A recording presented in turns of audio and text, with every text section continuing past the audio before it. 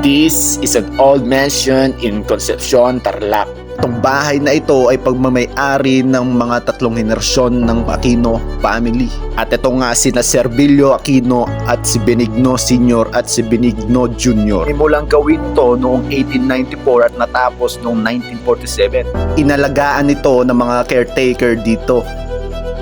Dito tayo sa Concepcion, Tarlac at pinuntahan namin itong bahay ng Aquino, henerasyon ng tatlong Aquino. Ayun, tara, samahan nyo, libutin ito with Dave. Ayun, Dave, i-follow nyo siya sa Facebook page niya tsaka sa YouTube channel. At sinimulan ko na nga ang paglilibot dito sa matandang bahay na ito. At kung mapapansin nyo naman na napakatanda na talaga ng bahay na ito. Mula pa sa henerasyon ng mga Aquino na makikita nyo na napakayaman talaga ng mga Aquino. Siguro pag ikaw yung nakatira dito nung kapanahonan pa ng henerasyon ng mga Aquino, ikaw siguro ang pinakamayaman sa isa sa mga lugar ng Concepcion, Tarlac. Ayan nga pala si Dave. Ayan pre, ano sasabi mo pre? Gawin mo pre, tagal ng panahon na to. Yung tagal ng panahon nito pre, mga 1950. Siguro kung may ganito ka na pre. Oo pre. Kung may ganito ka na, mayaman ka na sa panahon.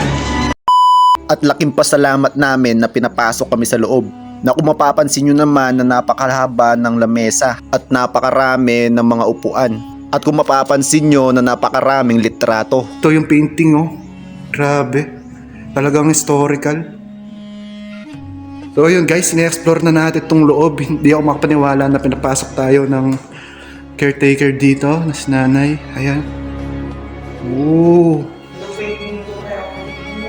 Eh grabe pre. Ayan yung yung matawat ng Pilipinas pre. Ay grabe pre, pagpasok ko dito di ko nakita to. At pagpasok ko nga hindi ko napansin itong painting at litrato nilang magkakapamilya. At dito makikita nyo naman ang mga legendary.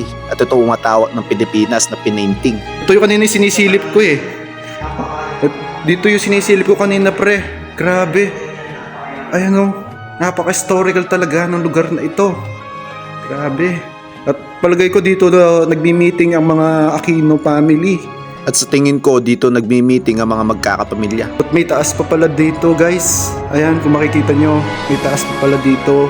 At kung mapapansin nyo na napakarami nila dito sa litrato. At ina-explore ko talaga ito para makita nyo. At ito nga pala yung mga libro or library siguro nila. Ayan.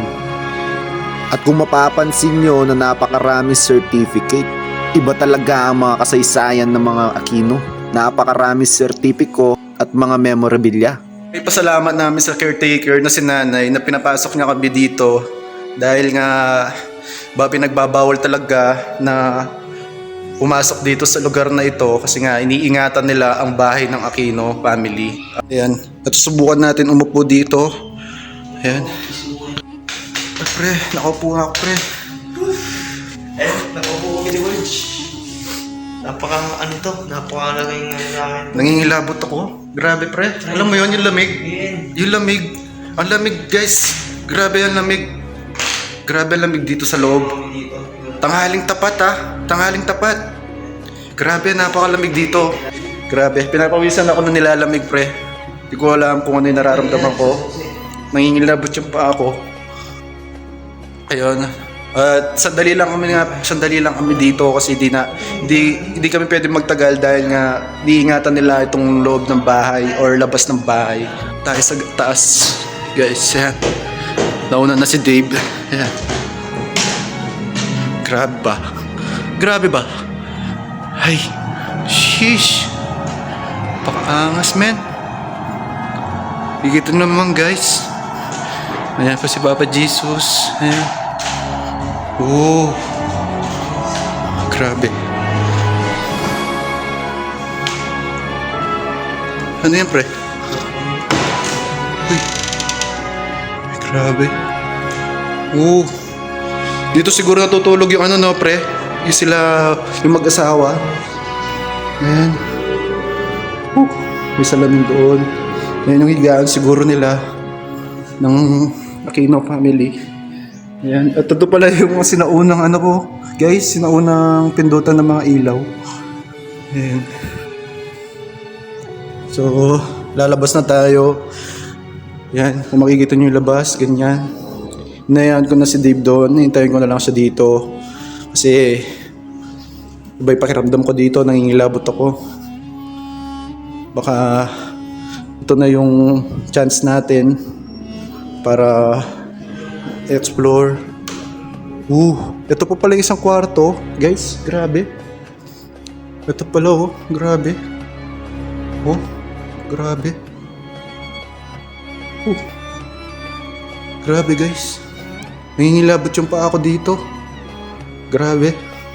Ito siguro yung sasahigaan din nila.